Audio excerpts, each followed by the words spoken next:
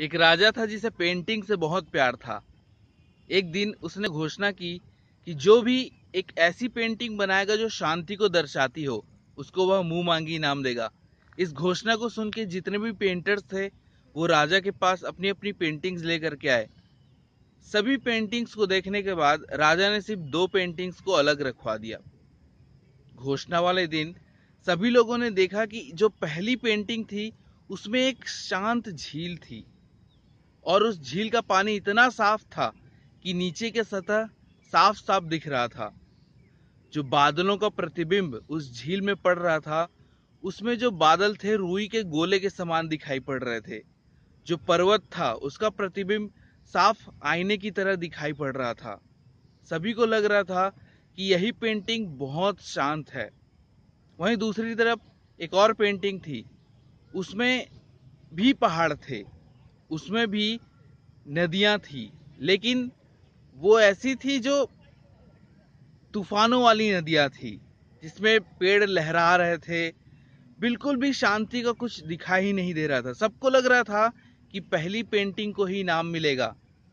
राजा आए और उसने घोषणा किया कि जो दूसरी पेंटिंग है उसको ये इनाम दिया जाता है। लेकिन जो पहला पेंटर था उससे रहा नहीं गया और उसने पूछा कि महाराज, आपको इस पेंटिंग में क्या दिखा? ये तो पूरा अशांति से भरा हुआ है, बल्कि दूसरी तरफ मेरा पेंटिंग है उसमें तो पूरा शांति दिखाया गया है। तब राजा ने उसे बोला कि इस पेंटिंग में देखो, यहाँ पर झील के किनारे एक पेड़ दिख रहा है झुका हुआ सा, जो हवा से झुका है। उसमें एक घोंसला है और उस घोंसले में एक चिड़िया अपने बेटे को भोजन करा रही है अपने चोंच से। इतने अशांति के माहौल में भी वह चिड़िया इतना शांत है, इसको शांति बोला जाता है। वहां पर जितने भी लोग थे, राजा ने समझाया कि शांति हमारे अंदर है, ये कहीं बाहर में नहीं है। जितने भी अराजकता, जितने भी असामान्य व्यवहार जो हम बाहर देखते हैं, वो सब उन्हीं के बीच में अगर जो शांत रह पाता है वही असली शांति है। तो दोस्तों, हमारी लाइफ में भी हम कई बार ऐसा होता है कि शांति को बाहर ढूंढते रहते हैं, बल्कि असली शांति तो हमारे मन के अंदर में है।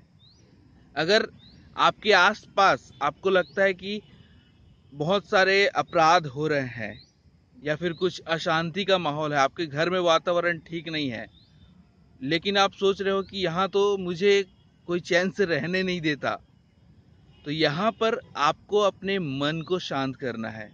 ऐसे परिस्थितियों में भी जो अपने आप को शांत रख पाता है वही असली शांत का हकदार होता है।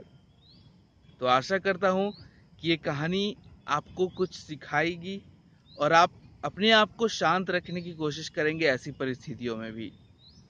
तो दोस्तों, आशा करता हूँ कि ये कहानी आपको बहुत पसंद आई होगी। पसंद आई तो लाइक कीजिए, शेयर कीजिए अपने दोस्तों के साथ, अपने फ्रेंड्स के साथ, अपने फैमिली मेम्बर्स के साथ, और नए हो चैनल पे तो सब्सक्राइब जरूर करना। Thanks for watching.